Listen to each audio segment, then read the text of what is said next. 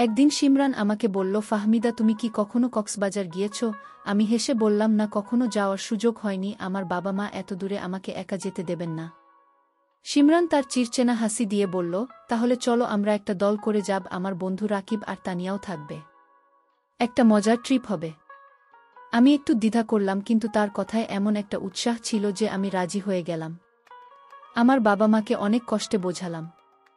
আর তারা শর্ত দিয়ে বললেন, তানিয়া যদি সাথে থাকে তাহলে আমি যেতে পারি। তারপর বন্ধুরা সেখানে যাওয়ার পর যা হলো বাকিটা গল্পেই বলছি। বন্ধুরা, আশা করি তোমরা ধৈর্য ধরে আমার পুরো গল্পটি শুনবে। তাহলে নিশ্চয়ই অনেক মজা পাবে। তো চল বন্ধুরা, কথা না বাড়িয়ে মূল গল্পে চলে যাই। হ্যালো বন্ধুরা, আমি ফাহমিদা ইয়াসমিন, বাংলাদেশের একজন মেয়ে।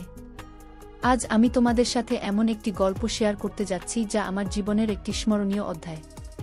এই গল্প শুরু হয়েছিল যখন আমি সবে পা রেখেছিলাম বিশ্ববিদ্যালয়ের মাটিতে, স্বপ্নে বিভোর একটি মেয়ে যার চোখে ছিল বাবা মায়ের গর্ব হওয়ার আকাঙ্ক্ষা আর মনে ছিল নিজের ভবিষ্যৎ গড়ার অদম্য ইচ্ছা।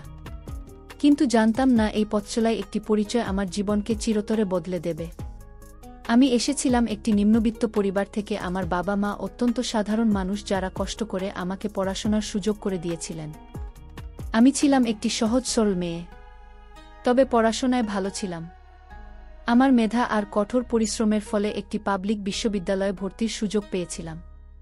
এটি ছিল আমার জীবনের প্রথম বড় অর্জন। আমার বাবা মা আমাকে নিয়ে গর্বিত ছিলেন, আর আমি তাদের স্বপ্ন পূরণ করতে চেয়েছিলাম। বিশ্ববিদ্যালয়ের প্রথম কয়েক মাস ছিল স্বপ্নের মতো। ক্যাম্পাসের সবুজ গাছপালা, বন্ধুদের সাথে হাসি আড্ডা আর ক্লাসের পর ক্লাসে নতুন কিছু শেখার উৎসাহ আমাকে ভরিয়ে রাখত। আমি প্রতিদিন ভাবতাম, এই জায়গাটি আমার জীবনের নতুন দিগন্ত খুলে দেবে। আমার পড়াশোনা ভালোই চলছিল। আমি ছিলাম একটু লাজুক, কিন্তু সবাই আমাকে পছন্দ করত। আমার সৌন্দর্যের কথা অনেকেই বলতো, কিন্তু আমি তা নিয়ে কখনো গর্ব করিনি। একদিন দুপুরে আমি ক্যাম্পাসের একটি বড় গাছের নিচে বসে একটি বই পড়ছিলাম। শান্ত পরিবেশ, হালকা বাতাস আর বইয়ের পাতায় ডুবে থাকা আমার জন্য ছিল পরম শান্তি। হঠাৎ একটি মোটরবাইকের শব্দে আমার মনোযোগ ভাঙল। আমি চোখ তুলে দেখি একটি ছেলে বাইক থেকে নেমে আমার দিকে এগিয়ে আসছে। লম্বা চুল, হ্যান্ডসাম চেহারা আর একটি ভদ্র হাসি তার মুখে। সে আমার সামনে দাঁড়িয়ে বলল, হাই, আমি শিমরান, বাসার এই বিশ্ববিদ্যালয়েরই ছাত্র। আমি কি তোমার সাথে পরিচিত হতে পারি? আমি একটু ইতস্তত করলাম। অচেনা কারো সাথে এভাবে কথা বলা আমার অভ্যাস ছিল না, কিন্তু তার চোখে এমন একটি আন্তরিকতা ছিল যে আমি না করতে পারলাম না। আমি হেসে বললাম, অবশ্যই, আমি ফাহমিদা ইয়াসমিন। এভাবেই শুরু হলো আমাদের পরিচয়। শিমরানের কথাবার্তা ছিল এতটাই সহজ আর মিষ্টি যে আমার মনে হলো তো সে সত্যিই একজন ভালো মানুষ। আমরা কিছুক্ষণ গল্প করলাম, হাসলাম, আর আমার মনে হলো আমি একজন নতুন বন্ধু পেয়েছি। সেই দিন থেকে শিমরান আর আমি প্রায় ক্যাম্পাসে দেখা করতাম। সে আমাকে তার বন্ধুদের সাথে পরিচয় করিয়ে দিল। তার বন্ধু রাকিব, যে সবসময় হাসি খুশি থাকত, আর তার বোন তানিয়া, যে আমার সাথে খুব তাড়াতাড়ি বন্ধুত্ব করে ফেল। আমরা একসাথে ক্যান্টিনে আড্ডা দিতাম, ক্লাসের পর লাইব্রেরিতে পড়তে বসতাম। শিমরান আমাকে তার স্বপ্নের কথা বলত। সে একজন সফল ব্যবসায়ী হতে চায় আর তার পরিবারের জন্য অনেক কিছু করতে চায়। আমি তার কথায় মুগ্ধ হতাম। ধীরে ধীরে আমাদের বন্ধুত্ব আরও গাঢ় হতে লাগল। শিমরান আমাকে বিভিন্ন জায়গায় নিয়ে যেতে শুরু করল। আমরা একবার একটি ঐতিহাসিক স্থানে ঘুরতে গিয়েছিলাম। সেখানে আমরা হেঁটে বেরিয়েছি, ছবি তুলেছি আর একসাথে হাসাহাসি করেছি। আমার মনে হচ্ছিল জীবনটা যেন একটা সুন্দর গল্পের পাতার রূপ নিচ্ছে। আমি জানতাম না এই আমার জীবনে পাতায় একটি ঝড় অপেক্ষা করছে। শিমরানের সাথে আমার বন্ধুত্ব ক্রমশ গভীর হচ্ছিল। আমরা প্রায় প্রতিদিনই ক্যাম্পাসে একসাথে সময় কাটাতাম। তার হাসি, তার কথাবার্তা আর তার ভদ্র ব্যবহার আমাকে মুগ্ধ করেছিল। আমি কখনো ভাবিনি যে একজন অপরিচিত ছেলের সাথে এত তাড়াতাড়ি এমন একটি বন্ধন তৈরি হতে পারে। আমার মনে হতো শিমরান আমাকে সত্যিই বোঝে, আমার স্বপ্নের কথা শুনে আর আমার ছোট ছোট আনন্দের মুহূর্তগুলোকে আরও রঙিন করে তোলে। একদিন শিমরান আমাকে বলল, ফাহমিদা, তুমি কি কখনো কক্সবাজার গিয়েছ? আমি হেসে বললাম, না, কখনো যাওয়ার সুযোগ হয়নি, আমার বাবা মা এত দূরে আমাকে একা যেতে দেবেন না। শিমরান তার চিরচেনা হাসি দিয়ে বলল, তাহলে চলো আমরা একটা দল করে যাব। আমার বন্ধু রাকিব আর তানিয়া থাকবে। একটা মজার ট্রিপ হবে। আমি একটু দ্বিধা করলাম, কিন্তু তার কথায় এমন একটা উৎসাহ ছিল যে আমি রাজি হয়ে গেলাম। আমার বাবা মাকে অনেক কষ্টে বোঝালাম। আর তারা শর্ত দিয়ে বললেন, তানিয়াজবি সাথে থাকে তাহলে আমি যেতে পারি। কক্সবাজারের সেই ট্রিপ ছিল আমার জীবনের একটি অবিস্মরণীয় অধ্যায়। সমুদ্রের ঢেউ, বালির উপর হাঁটা আর বন্ধুদের সাথে হাসি আড্ডা আমাকে যেন এক নতুন দুনিয়ায় নিয়ে গিয়েছিল। শিমরান আমার পাশে থাকত, আমাকে সমুদ্রের গল্প বলতো আর বলতো, ফাহমিদা তুমি জানো সমুদ্রের মতোই জীবন, কখনো শান্ত কখনো ঝড়ো, কিন্তু তুমি যদি ঢেউয়ের সাথে নাচতে শিখে যাও তাহলে সবকিছু সুন্দর লাগবে। তার কথাগুলো আমার মনে গেঁথে যেত। আমি ভাবতাম সে কতটা জ্ঞানী, কতটা সুন্দর করে জীবনকে দেখে। ট্রিপের একটি সন্ধ্যায় আমরা সবাই মিলে সমুদ্রের পাশে বসে গান গাইছিলাম। তানিয়া তার গিটারের সুর তুলছিল আর রাকিব মজার মজার গল্প বলছিল। শিমরান হঠাৎ আমার দিকে তাকে বলল, ফাহমিদা তুমি সত্যিই অনেক স্পেশাল, তোমার মতো মেয়ে আমি আগে কখনো দেখিনি। আমি লজ্জায় মাথা নিচু করে ফেললাম। আমার মনে হলো তার কথায় একটা আলাদা অনুভূতি আছে। সেই মুহূর্তে আমার হৃদয়ে কিছু একটা নড়ে উঠল। আমি বুঝতে পারলাম আমি শিমরানের প্রতি দুর্বল হয়ে পড়ছি। কক্সবাজার থেকে ফিরে এসে আমাদের বন্ধুত্ব আরও গভীর হল।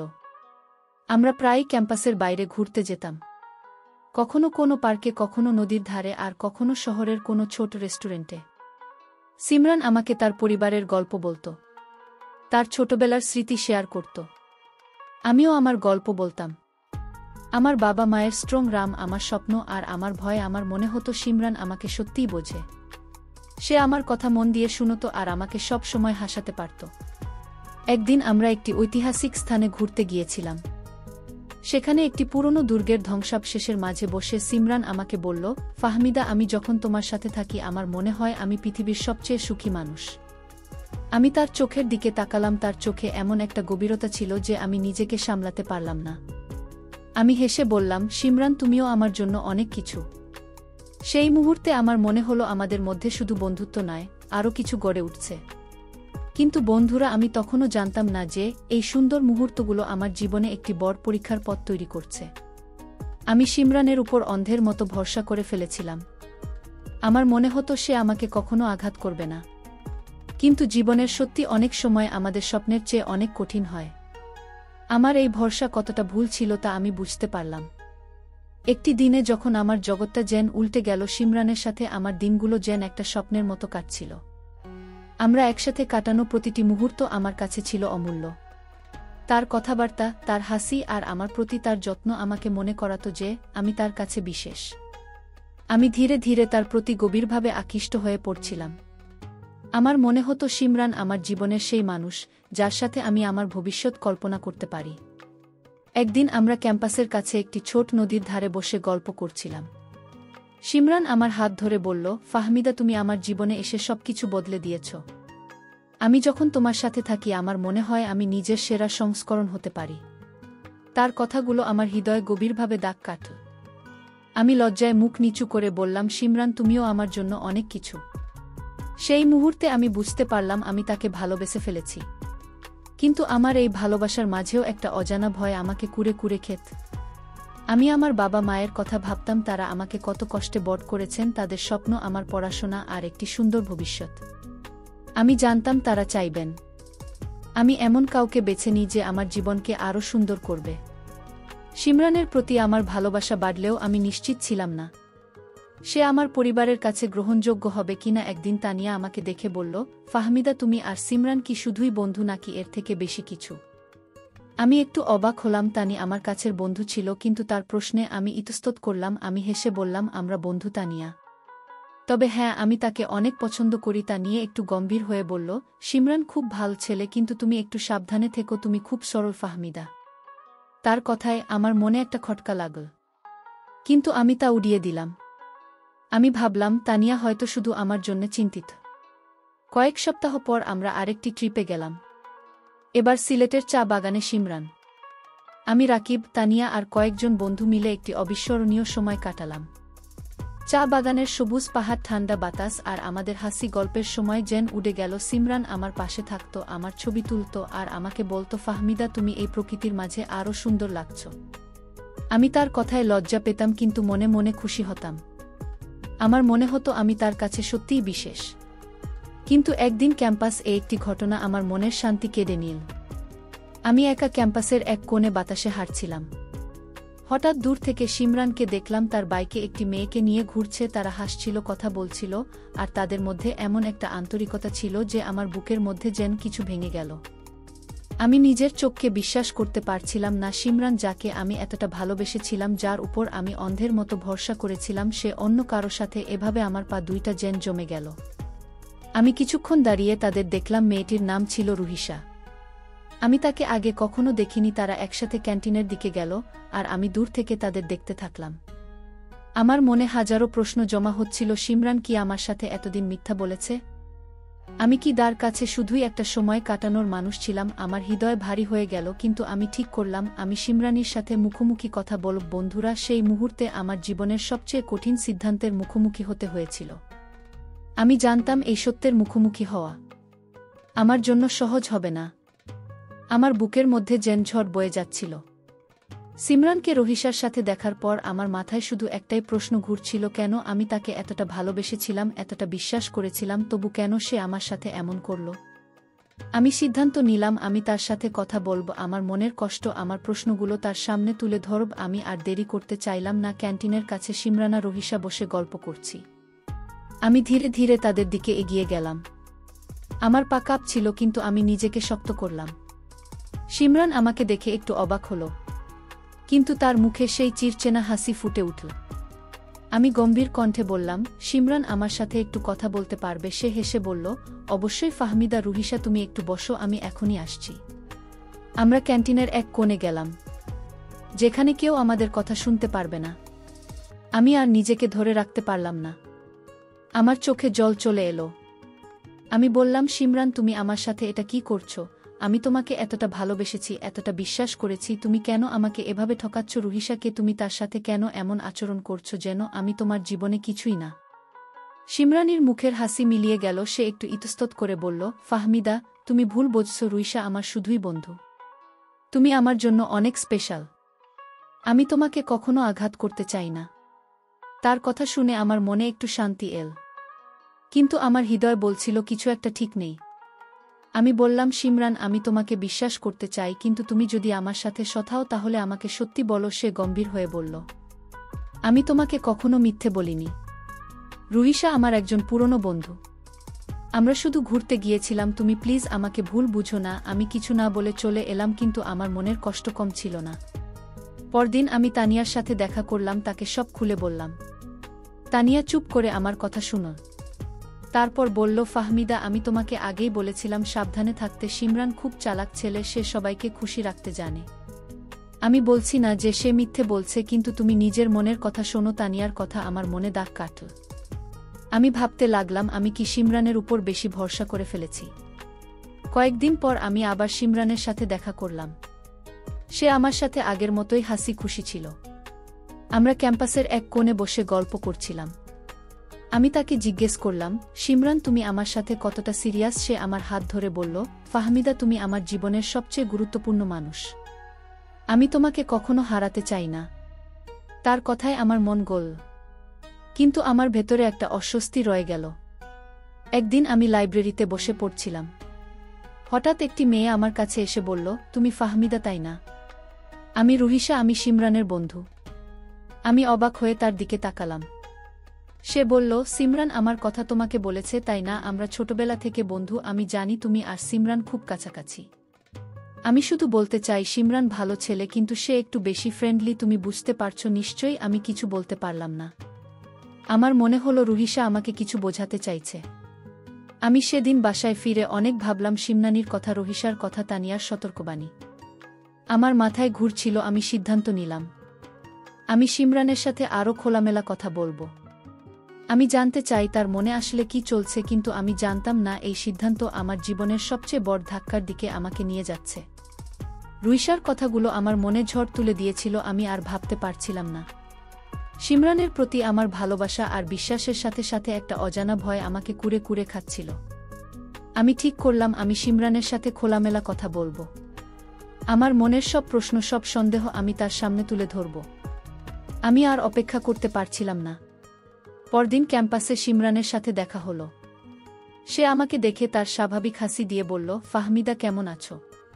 অনেকদিন পর তোমাকে এমন গম্ভীর দেখছি। আমি হাসতে চেষ্টা করলাম কিন্তু আমার মুখের হাসি ম্লান ছিল। আমি বললাম, সিমরান, আমার তোমার সাথে কিছু গুরুত্বপূর্ণ কথা আছে। আমরা কোথাও শান্ত জায়গায় বসতে পারি? সে একটু অবাক হল, কিন্তু রাজি হয়ে বলল, চলো ক্যাম্পাসের পুকুর পাড়ে বসি। আমরা পুকুরের ধারে একটি বেঞ্চে বসলাম। আমি গভীর শ্বাস নিয়ে বললাম, সিমরান, আমি তোমাকে অনেক ভালোবাসি। তুমি আমার জীবনে এসে আমার দিনগুলোকে রঙিন করে দিয়েছ। কিন্তু আমার মনে কিছু প্রশ্ন ঘুরছে। রুহিসার সাথে তোমার সম্পর্কটা কি? তুমি কেন আমাকে তার কথা আগে বলনি? সিমরান একটু চুপ করে রইল। তারপর বলল, ফাহমিদা, আমি তো তোমাকে বলেছি রুহিসা আমার পুরনো বন্ধু। আমরা কেবল একসাথে ঘুরেছি। তুমি কেন এত চিন্তা করছো? আমি তার চোখের দিকে তাকান। তার চোখে কিছু একটা লুকানো ছিল যা আমার মনকে আরও অস্থির করে তোল। আমি বললাম, সিমরান, আমি তোমাকে বিশ্বাস করতে চাই, কিন্তু আমার মনে হচ্ছে তুমি আমার সাথে পুরোপুরি স্বপ্ন। রুহিসা আমাকে বলেছে তোমরা অনেক দিনের বন্ধু, তাহলে তুমি কেন আমাকে তার কথা এড়িয়ে গেছ? সিমরান একটু বিরক্ত হয়ে বলল, ফাহমিদা, তুমি কি আমার উপর সন্দেহ করছো? আমি তোমাকে ভালোবাসি রুহি সাহা, আমার জীবনে কিছুই না। তুমি প্লিজ এসব নিয়ে ভাবো না। তার কথাগুলো আমার মনকে শান্ত করল না। আমি বললাম, সিমরান, আমি শুধু সত্যটা জানতে চাই। আমি তোমাকে এতটা ভালোবাসি। আমি চাই না আমাদের মধ্যে কোনো মিথ্যে থাকুক। সে হঠাৎ হেসে বলল, আরে ফাহমিদা, তুমি খুব বেশি সিরিয়াস হয়ে যাচ্ছ। আমি তোমার সাথে আছি, এটাই কি যথেষ্ট নয়? তারই হালকা কথায় আমার মন আরও ভারী হয়ে গেল। আমি বুঝতে পারলাম সে আমার প্রশ্নের সরাসরি উত্তর দিচ্ছে না। কয়েকদিন পর আমি তানিয়ার সাথে আবার দেখা করলাম। আমি তাকে সব খুলে বললাম। তানিয়া আমার কথা মন দিয়ে শুনে বলল, ফাহমিদা, আমি তোমাকে আগেই বলেছিলাম সিমরানের কথার উপর পুরোপুরি ভরসা করা ঠিক নয়। আমি শুনেছি সে আরও কয়েকজন মেয়ের সাথে এমনই বন্ধুত্বের নামে ঘনিষ্ঠ আচরণ করে। তুমি নিজের জন্য ভাবো, তুমি এতটা সরল, তুমি এমন কাউকে পাওয়ার যোগ্য যে তোমাকে সত্যি মূল্য দেবে? ধানিয়ার কথা আমার মনে আগুন জ্বালিয়ে দিল। আমি ভাবতে লাগলাম, আমি কি সত্যিই সিমরানকে ভুল বুঝেছি? একদিন আমি ক্যাম্পাসে একা বসেছিলাম। হঠাৎ আমার পাশে এসে বসল রাকিব। সে বলল, ফাহমিদা, তুমি ঠিক আছো? অনেক চিন্তিত মনে হচ্ছে। আমি তাকে সিমরানের কথা বললাম। রাকিব চুপ করে শুনল, তারপর বলল, দেখো সিমরান আমার বন্ধু, কিন্তু আমি তার সব ব্যাপারে একমত নই। সে মেয়েদের সাথে একটু বেশি ফ্রেন্ডলি হয়ে যায়। তুমি নিজের মনের কথা শোনো। রাকিবের কথা আমার সন্দেহকে আরও বাড়িয়ে দিল। আমি সিদ্ধান্ত নিলাম আমি সিমরানের সাথে শেষবারের মতো কথা বলবো। আমি জানতে চাই তার মনে আসলে কি আছে, কিন্তু আমি জানতাম না এই সিদ্ধান্ত আমার জীবনের সবচেয়ে বড় সত্যের মুখোমুখি করাবে। বন্ধুরা, আমার জীবনের এই মুহূর্তে আমি একটি কঠিন সত্যের দিকে এগিয়ে যাচ্ছিলাম। আমার মনের মধ্যে একটা ঝড় চলছিল। সিমরানের কথা, রুহিসার সাক্ষাৎ আর তানিয়া ও রাকিবের সতর্কবাণী আমাকে আরও অস্থির করে তুলছিল। আমি বুঝতে পারছিলাম আমার বিশ্বাসের ভিত কাঁপছে। তবু আমি সিমরানকে একটি শেষ সুযোগ দিতে চাইলাম। আমি ঠিক করলাম আমি তার সাথে সরাসরি কথা বলব এবং তার মুখ থেকে সত্যটা জানব। একদিন সন্ধ্যায় আমি সিমরানকে ক্যাম্পাসে একটি শান্ত কোণে ডাকলাম। সে এল, তার মুখে সেই চিরচেনা হাসি, কিন্তু আমার মন ভারী ছিল। আমি সরাসরি বললাম, সিমরান, আমি আর কোনো গোপনীয়তা চাই না। আমি জানতে চাই আমাদের সম্পর্কটা তোমার কাছে কি? তুমি কি আমাকে সত্যি ভালোবাসো নাকি আমি তোমার কাছে শুধু একটা সময় কাটানোর মানুষ? সিমরানে একটু চুপ করে রইল। তারপর বলো, ফাহমিদা, তুমি কেন এত সন্দেহ করছো? আমি তোমাকে ভালোবাসি, তুমি আমার জন্য অনেক গুরুত্বপূর্ণ। কিন্তু তার কথায় আমার মন শান্ত হলো না। আমি বললাম, আমি শুনেছি তুমি আরও অনেক মেয়ের সাথে এমনই বন্ধুত্বের নামে কাছাকাছি হয়েছ। রুহিসার সাথে তোমার সম্পর্ক কি? আমাকে সত্যি বলো। সিমরানের মুখে এবার একটা বিরক্তির ছায়া পড়ল। সে বলল, ফাহমিদা, তুমি কি আমাকে অপমান করতে চাইছো? আমি তোমাকে বারবার বলেছি রুহিসা আমার বন্ধু। তুমি যদি আমাকে বিশ্বাস না করো তাহলে আমাদের সম্পর্কে মনে হয় না? তার কথার সুরে আমার বুক কেঁপে উঠল। আমি বললাম, সিমরান, আমি শুধু সত্যটা জানতে চাই। আমি তোমাকে এতটা ভালোবেসেছি, আমি এই মিথ্যার জালে আর থাকতে চাই না। হঠাৎ সিমরানের কণ্ঠে একটা ঠান্ডা ভাব এল। সে বলল, ঠিক আছে ভাবিদা, তুমি যদি এতই জানতে চাও তাহলে শোনো। আমি তোমার সাথে সময় কাটিয়েছি কারণ তুমি আমার কাছে মজার ছিলে। তুমি সুন্দর, সরল, আর তোমার সাথে থাকলে আমার ভালো লাগতো। কিন্তু এটা কোনো সিরিয়াস সম্পর্ক নয়। তুমি এতটা সিরিয়াস হয়ে গেছো, এটা আমার কাছে বিরক্তিকর। তার কথাগুলো আমার বুকে ছুরির মতো বেঁধল। আমি অবাক হয়ে বললাম, সিমরান, তুমি এটা কি বলছো? তুমি কি বলতে চাইছো আমি তোমার কাছে শুধুই একটা খেলা ছিলাম? সিমরান হেসে বলল, হারে ফাহমিদা, জীবনটা এমনই। আমি তোমার সাথে ভালো সময় কাটিয়েছি। তুমি এতটা সিরিয়াস কেন হচ্ছ? তুমি যাও, রিল্যাক্স করো। তোমার মতো মেয়ে আমার জীবনে আসার যোগ্যতা রাখে না। তার কথায় আমার চোখে জল চলে এলো। আমি বললাম, শিমরান, তুমি আমার সাথে এমন করলে কেন? আমি তোমাকে নিঃস্বার্থভাবে ভালোবেসেছিলাম। আমি কি দোষ করেছিলাম? সে শুধু হেসে বলল, ফাহমিদা, তুমি খুব ভালো মেয়ে। কিন্তু আমার জীবনের লক্ষ্য অন্য, তুমি আমার পথে বাধা হয়ে দাঁড়িয়ে না। আমি আর কিছু বলতে পারলাম না। আমার হৃদয় যেন টুকরো টুকরো হয়ে গেল। আমি সেখান থেকে চলে এলাম, চোখে জল আর বুকে অসহ্য কষ্ট নিয়ে। আমি বুঝতে পারলাম শিমরান আমাকে কখনো সত্যি ভালোবাসেনি। আমি তার কাছে শুধু একটা সময় কাটানোর উপায় ছিলাম। আমি নিজেকে বারবার প্রশ্ন করছিলাম, আমি কোথায় ভুল করেছিলাম? আমার সরলতা কি আমার দোষ হয়ে দাঁড়ালো? সেদিন আমি তানিয়ার কাছে গেলাম। আমি তাকে সব বললাম। তানিয়া আমাকে জড়িয়ে ধরে বলল, ফাহমিদা, তুমি কোনো ভুল করনি। শিমরানের মতো মানুষেরা নিজেদের স্বার্থের জন্য অন্যের জীবন নিয়ে খেলা করে। তুমি এটা থেকে শিক্ষা নাও আর নিজেকে শক্ত করো। আমি কাঁদতে কাঁদতে বললাম, তানিয়া, আমি তাকে এতটা ভালোবেসেছিলাম। আমি কিভাবে কষ্ট ভুলব? তানিয়া বলল, সময় তোমাকে সব ভুলিয়ে দেবে। তুমি এখন নিজের জন্য বাঁচো। বন্ধুরা, আমার জীবনের সেই মুহূর্ত ছিল আমার সবচেয়ে কঠিন সময়। আমি ভেঙে পড়েছিলাম, কিন্তু আমি ঠিক করলাম, আমি এই কষ্টের কাছে হার মানব না। সিমরানের কথাগুলো আমার হৃদয়ে গভীর ক্ষত তৈরি করেছিল। আমি ভেঙে পড়েছিলাম, কিন্তু আমি জানতাম আমাকে এগিয়ে যেতে হবে। আমার বাবা মায়ের স্বপ্ন, আমার নিজের লক্ষ্য, এসব আমাকে আবার শক্তি জোগাল। আমি ঠিক করলাম, আমি শিমরানির জন্য আমার জীবন থামিয়ে দেব না। আমি আমার পড়াশোনায় আরও মনোযোগ দিলাম, আর তানিয়া ও রাকিবের মতো বন্ধুদের সাহায্যে আমি ধীরে ধীরে নিজেকে ফিরে পেতে শুরু করলাম। ক্যাম্পাসে আমি শিমরানের সাথে আর দেখা করতাম না। তাকে দেখলেই আমার বুকের ক্ষতটা তাজা হয়ে উঠত। আমি তাকে এড়িয়ে চলতাম আর নিজেকে ব্যস্ত রাখতাম। আমি লাইব্রেরিতে বেশি সময় কাটাতাম, ক্লাসের প্রজেক্টে মন দিতাম। তানিয়া আমাকে সবসময় সাহস দিত। সে বলতো, ফাহমিদা অনেক শক্তিশালী, তুমি এই কষ্টকে জয় করবে। তার কথাগুলো আমার মনে আলো জ্বালিয়ে দিত। একদিন আমি ক্যাম্পাসে একটি সেমিনারে গিয়েছিলাম। সেখানে আমার পরিচয় হলো নুরাইশ ফারুকের সাথে। নুরাইশ ছিল আমাদের বিশ্ববিদ্যালয়ের একজন সিনিয়র ছাত্র। সে ছিল শান্ত, ভদ্র আর খুবই পরিশ্রমী। সে আমাকে তার গবেষণার কথা বলল, আর আমি তার স্বপ্ন আর উদ্দীপনা মুগ্ধ হলাম। আমরা কথা বলতে বলতে বন্ধু হয়ে গেলাম। নুরাশ আমাকে আমার পড়াশোনায় সাহায্য করত, আর আমি তার সাথে সময় কাটাতে স্বাচ্ছন্দ্য বোধ করতাম। কয়েক মাস পর আমার পড়াশোনা শেষ হলো। আমি ভালো ফলাফল করলাম, আর আমার বাবা মা আমাকে নিয়ে খুব গর্বিত হলেন। আমি তখনও শিমরানের কথা মাঝে মাঝে ভাবতাম, কিন্তু তার স্মৃতি আর আমাকে ততটা কষ্ট দিত না। আমি সৃষ্টিকর্তা আছে প্রার্থনা করতাম যেন শিমরানের মতো মানুষেরা তাদের কর্মের ফল পায়। আমি চাইতাম আমার কষ্টের জন্য যারা দায়ী তারা যেন একদিন নিজের ভুল বুঝতে পারে। বিশ্ববিদ্যালয়ের পর আমার বাবা মা আমার বিয়ের কথা ভাবতে শুরু করলেন। তারা নুরাইশের পরিবারের সাথে যোগাযোগ করলেন। নুরাইশের পরিবার ছিল সচ্ছল আর সম্মানিত। আমি প্রথমে একটু দ্বিধা ছিলাম, কিন্তু নুরাইশের সাথে কথা বলে আমি বুঝলাম সে আমাকে সত্যিই সম্মান করে। সে আমার স্বপ্নকে গুরুত্ব দিত, আর আমার অতীত নিয়ে কখনো প্রশ্ন করত না। আমরা বিয়ে করলাম, আর আমার জীবন একটি নতুন মোড় নিল। নুরাইশের সাথে আমার সংসার ছিল শান্তিপূর্ণ। আমাদের দুটি ছেলে আর একটি মেয়েও হলো। আমি আমার পরিবারের সাথে সুখে কাটাচ্ছিলাম। আমি একটি স্কুলে শিক্ষকতা শুরু করলাম, আর আমার বাবা মায়ের স্বপ্ন পূরণ করতে পারার আনন্দে আমার মন গেল। সিমরানের স্মৃতি তখন আমার কাছে একটি দূরের অতীত হয়ে গিয়েছিল। আমি ভাবতাম জীবন আমাকে যা দিয়েছে তাতে আমি কৃতজ্ঞ। কিন্তু জীবনের খেলা এখানেই শেষ হয়নি। একদিন প্রায় 12 বছর পর আমি মার্কেট থেকে কেনাকাটা করে রিকশায় বাসায় ফিরছিলাম। রাস্তার পাশে আমি একটি অদ্ভুত দৃশ্য দেখলাম। একজন মানুষ জীর্ণ পোশাক পরে রাস্তায় বসে কি যেন বলছিল। তার চেহারা দেখে আমার হৃদয় একটা ধাক্কা লাগল। আমি রিকশা থামিয়ে তার কাছে গেলাম। আমি কি সত্যি তাকে চিনি? বন্ধুরা, সেই মুহূর্তে আমি যা দেখলাম তা আমার জীবনের সবচেয়ে বড় শিক্ষা হয়ে দাঁড়াল। কারণ সেখানে এমন একটি দৃশ্য দেখলাম যে আমার সারা জীবনের কামনা ছিল। রিকশা থেকে নেমে আমি সেই মানুষটির কাছে এগিয়ে গেলাম। তার জীর্ণ চেহারা, উস্কোখুস্কো চুল আর মলিন পোশাক দেখে আমার মনের মধ্যে একটা অস্বস্তি জাগল। কিন্তু তার মুখের দিকে তাকাতেই আমার হৃদয় যেন থমকে গেল। এই চেহারা আমার অচেনা নয়। আমি কাঁপা গলায় বললাম, সিমরান, তুমি?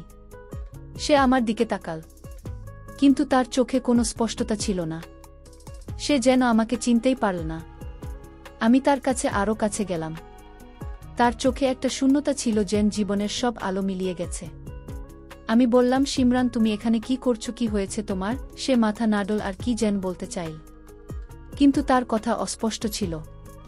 আমার চোখে জল চলে এল। এই সেই শিমরান যে একদিন তার হাসি আর মিষ্টি কথায় আমার হৃদয় জয় করেছিল, আছে রাস্তার পাশে এমন অবস্থায়। আমার মনে হঠাৎ দিনের কথা ফিরে এল, যেদিন সে আমাকে বলেছিল আমি তার জীবনে আসার যোগ্য নই। আমার বুকে একটা ক্রোধ জাগল, কিন্তু সাথে সাথে একটা করুণাও এলো। আমি তাকে বললাম, শিমরান, কোথায় গেল তোমার সেই অহংকার? কোথায় গেল তোমার সেই মিষ্টি কথার সুন্দর চেহারা? তুমি আমার সাথে যা করেছিলে, তুমি কি ভেবেছিলে তুমি সব সময় এভাবে অন্যের জীবন নিয়ে খেলতে পারবে? সে কিছু বলল না, শুধু মাথা নিচু করে রইল। আমি একটু দূরে দাঁড়িয়ে তার দিকে তাকিয়ে রইলাম। আমার মনে হলো সৃষ্টিকর্তা আমার প্রার্থনা শুনেছেন। আমি যে কষ্ট পেয়েছিলাম তার ফল শিমরা নিজেই পেয়েছে। আমি বুঝলাম, জীবন কাউকে ছাড় দেয় না। আমাদের প্রতিটি কাজের একটি ফল আছে, আর সেই ফল আমাদের একদিন না একদিন ফিরে পেতে হয়। আমি আর কিছু না বলে রিকশায় উঠে বাসায় ফিরে এলাম। আমার মনের মধ্যে একটা শান্তি ছিল। বাসায় ফিরে আমি আমার স্বামী নুরাইশের কাছে সব বললাম। নুরাইশ আমার কথা মন দিয়ে শুনো।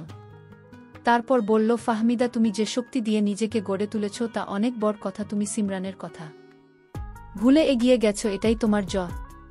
তার কথায় আমার মন আরও হালকা হয়ে গেল। আমি বুঝলাম আমার জীবন এখন পূর্ণ। আমার পরিবার, আমার সন্তান আর আমার নিজের স্বপ্ন আমাকে এগিয়ে নিয়ে চলছে। শিমরানের সেই অবস্থা দেখে আমি বুঝলাম, জীবন আমাদের প্রতিটি কাজের হিসাব রাখে। যে মানুষ অন্যের হৃদয় নিয়ে খেলা করে তার জীবন একদিন শূন্যতায় ভরে যায়। আমি সৃষ্টিকর্তার কাছে কৃতজ্ঞতা জানালাম, যিনি আমাকে এই শিক্ষা দিয়েছেন। আমি শিমরানের জন্য কোনো ঘৃণা রাখিনি, বরং তার জন্য করুণা অনুভব করলাম।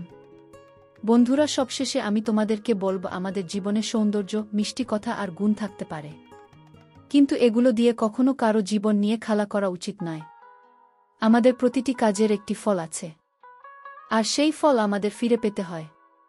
তাই আমাদের উচিত সবসময় সৎ থাকা, অন্যের হৃদয়ের মূল্য দেওয়া আর নিজের কাজের প্রতি দায়বদ্ধ থাকা। বন্ধুরা, গল্পটি যদি তোমাদের ভালো লাগে তাহলে লাইক, শেয়ার এবং সাবস্ক্রাইব করে পাশে থেকো। তোমাদের সবাইকে অসংখ্য ধন্যবাদ এতক্ষণ ধৈর্য ধরে গল্পটি শোনার জন্য।